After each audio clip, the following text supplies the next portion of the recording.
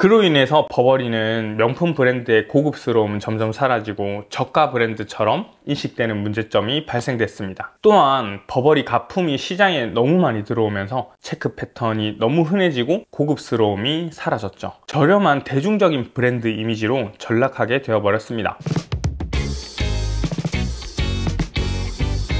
안녕하세요, 구본일입니다. 오늘은 경영학이나 마케팅 전략에 없어서는 안 될 포지셔닝이라는 주제로 이야기를 해보려고 합니다. 포지셔닝은 소비자의 마음속에 자리를 잡는 것입니다. 단순히 제품의 특성을 나열하거나 특징을 홍보하는 것이 아니라 소비자에게 경쟁 제품과 차별화된 이미지를 심어주는 것입니다. 예를 들어 여러분들 머릿속에 떠오르는 브랜드 어떤 것들이 있을까요? 스포츠카라고 하면 페라리, 커피라고 하면 스타벅스 같은 특정 브랜드가 생각나지 않나요? 이것이 바로 브랜드가 소비자의 마음속에 자리 잡는 포지셔닝된 결과입니다. 사회생활에서도 포지셔닝을 활용할 수 있습니다. 어떤 회사의 이력서나 포트폴리오를 제출할 때 나만의 차별화된 강점을 부각하는 포지셔닝이 중요합니다. 단순히 경력을 나열하는 것이 아니라 다른 지원자들과 차별화되는 나의 강점을 중심으로 회사의 필요에 부합하는 인재임을 효과적으로 보여줘야 합니다. 포지셔닝은 경쟁이 치열한 오늘날 시장에서 더욱 부각됩니다. 잭 트라우트와 알리스의 포지셔닝이라는 책은 단순히 좋은 제품을 만드는 것으로만 성공하기 어렵다고 강조합니다. 제품이나 서비스가 성공하려면 소비자의 마음속에 독특하고 강렬한 인상을 남길 수 있는 포지셔닝이 필요하다는 것이죠. 사업적으로 예를 들면 카페를 생각해 봅시다. 오늘날 카페는 수없이 많고 제공하는 메뉴도 유사합니다. 이런 경쟁 속에서 살아남기 위해서는 단순히 맛있고 멋진 메뉴를 만드는 것 이상이 필요하죠. 카페만의 특별한 분위기나 차별화된 서비스 혹은 독창적인 스토리와 같은 요소가 소비자의 마음에 각인될 수 있어야 됩니다.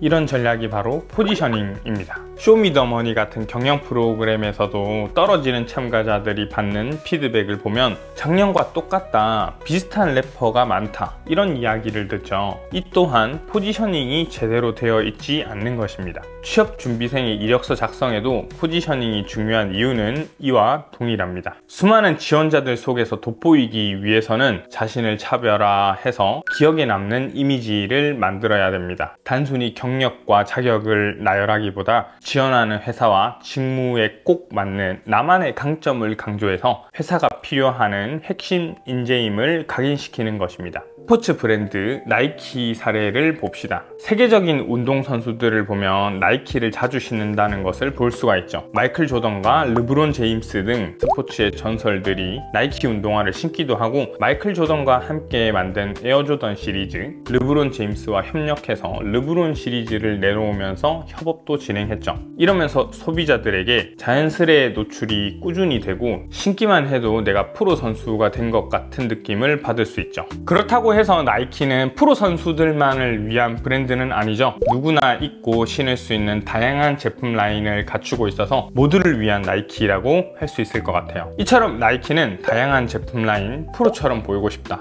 또는 편하게 운동하고 싶다로 포지셔닝된 브랜드라고 볼 수 있습니다. 테슬라로 예를 들어 볼까요?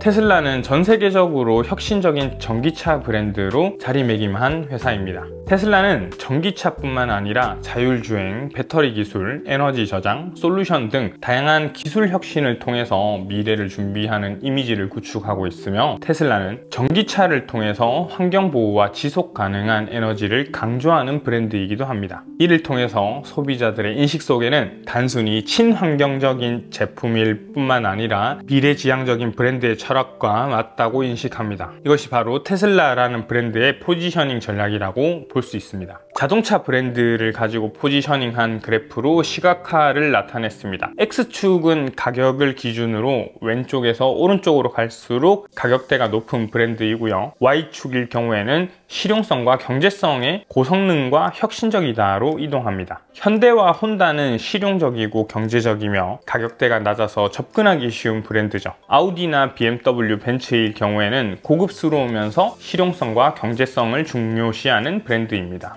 페라리나 람보르기니 같은 경우에는 가격대는 높지만 혁신적인 기술을 강조하며 스포츠카 시장에서 강세를 보이고 있습니다. 각 브랜드가 소비자에게 전하고자 하는 주요 가치를 명확하게 보여주죠. 포지셔닝 성공 사례가 있다면 실패 사례도 있겠죠. 버버리라는 명품 브랜드를 아시나요? 버버리는 한때 과도한 대중화 전략에 실패한 적이 있어요. 1900년대 후반에서 2000년대 초 버버리는 더 넓은 고객층을 확보하기 위해서 대중화 전략을 추진했습니다. 트렌치 코트와 체크 패턴이 버버리만의 시그니처죠. 시그니처를 다양한 제품에 사용하고 가격대를 낮춰서 모든 연령대가 사용하기 좋은 명품으로 접근성을 높이는 전략이었죠. 그로 인해서 버버리는 명품 브랜드의 고급스러움은 점점 사라지고 저가 브랜드처럼 인식되는 문제점이 발생됐습니다. 또한 버버리 가품이 시장에 너무 많이 들어오면서 체크 패턴이 너무 흔해지고 고급스러움이 사라졌죠. 저렴한 대중적인 브랜드 이미지로 전락하게 되어버렸습니다. 명품 브랜드라고 해서 성공한 사례만 있는 것이 아니라 포지셔닝 전략의 실패를 극복하기 위해서 리브랜딩과 고급화 전략을 다시 시도해서 포지셔닝의 실패를 극복할 수 있었습니다. 지금 보여지는 포지셔닝 그래프는 여성 명품 브랜드로 X축은 가격을 나타내고 Y축은 품질을 나타내는 그래프로 시각화해봤어요. 디올과 샤넬은 고가의 제품이며 높은 품질을 제공하는 최상급 명품 브랜드예요. 그 위에 에르메스나 남성 브랜드로는 벨루티가 하이엔드급 포지셔닝을 하고 있죠. 버버리나 구찌나 프라다, 발렌시아가는 명품치고는 비교적 저렴한 가격대로 접근이 가능한 브랜드예요. 그에 비해서 루이비통이나 펜디의 경우에는 상대적으로 높은 가격이지만 품질 면에서는 에르메스에 비해서 다소 낮게 평가받는 브랜드죠. 이런 그래프를 그려보면서 명품 브랜드의 포지셔닝 방향을 한 번에 보여주는 전략적 방향을 결정지을 수 있어요. 브랜드들은 소비자들에게 차별화된 가치를 제공해줍니다. 오늘은 포지셔닝에 대해서 얘기해봤습니다. 포지셔닝은 사업뿐만 아니라 취준생이나 직장인에게도 두고두고 쓸모있는 평생 지식이죠. 이번 콘텐츠는 여기까지입니다. 행복한 하루 되세요.